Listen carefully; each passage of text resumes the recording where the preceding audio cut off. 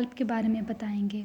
First of all scalp की जो हर layer होती है वो उसके फर्स्ट लेटर से रिलेटेड होती है।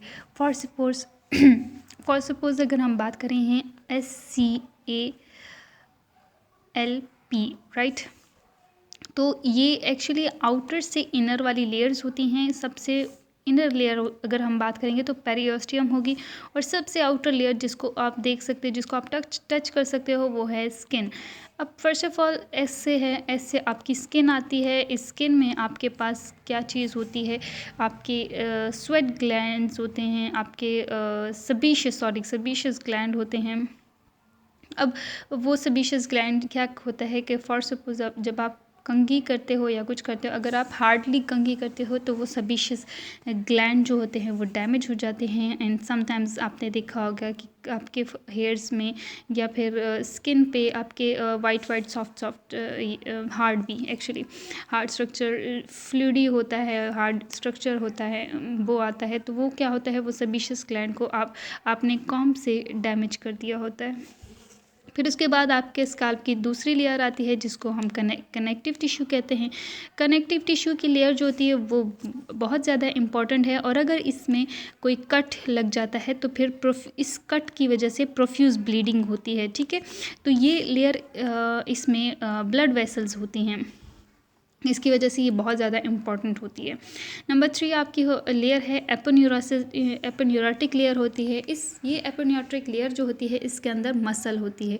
कौन सी मसल होती है? अच्छा, स्काल्प में जो है एक ही मसल होती है, वो कौन सी होती है? ऑसिपिटो फ्रंटालिस मसल होती है। वो अगर इस तरह से आपके, अगर ये फॉर सपोज ये एक बंदा है तो फिर इसकी इस तरह से आ जाती है ऑसिपिटो फ्रंटालिस मसल। अब इसका ऑसिपिटो फ्रंटालिस क्योंकि फ्रंटल बोन से स्टार्ट होती है और ऑसिपिटल तक एंड होती है। अब occipito frontalis most important muscle होती है और एक ही होती है स्कैल्प में। और ये क्या करते हैं, इसकी इम्पॉर्टेंस यहाँ पे आती है कि जब आपके जो फेशियल एक्सप्रेशन होते हैं ना, फर्स्ट मसल के फेशियल एक्सप्रेशन, उसमें आपकी frontal belly of occipito frontalis आ जाती है, ठीक है। तो फेशियल एक्सप्रेशन में जैसे आपको कोई हॉरर न्यूज़ सुनाई जाए या फिर आप हॉरर में आते हो तो आपके सुपरसिलियर आर्चेस जब ऊपर जाते हैं तो वो उस एक्सप्रेशन में आपका ऑसिपिटो फ्रंटालिस में हेल्प करता है। और ये वो ऑसिपिटो फ्रंटालिस हालांकि कौन सी लेयर है? थर्ड लेयर है स्काल्प की, ठीक है। इसको कहते हैं हमारे एपोन्यूरोटिक लेयर। फिर होती है फोर्थ लेयर, ठीक है। अब फोर्थ लेयर कौन सी होती है? आपकी लूज एरियोलर टिश्यू होते हैं इसके अंदर। This is the most important layer of the scalp. अभी तक जितने, यानी ओवरऑल हम जितने भी स्काल्प की लेयर्स पढ़ेंगे मोस्ट इम्पॉर्टेंट है।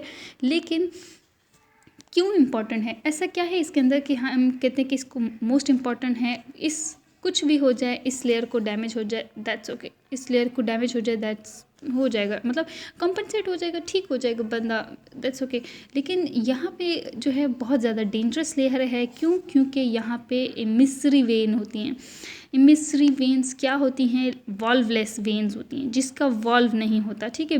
ये इमिसरी वेन्स होती हैं। इमिसरी वेन्स कहाँ जाती हैं? ब्रेन के अंदर जो जाती हैं, ब्रेन के अंदर ओपन होती हैं। तो अगर फॉर सपोज यहाँ पे इन्फेक्शन या कोई और प्रॉब्लम होता है तो ये इन्फेक्शन या कोई भी चीज़ जो होती है वो डायरेक्ट कहाँ जाएंगी? ब्रेन, आपके ब्रेन में चली जाएगी, जिसकी वजह से हम इसको कहते हैं बहुत ज़्यादा ही डेंजरस लेयर होती है। फिर होती है पेरियोस्टियल लेयर।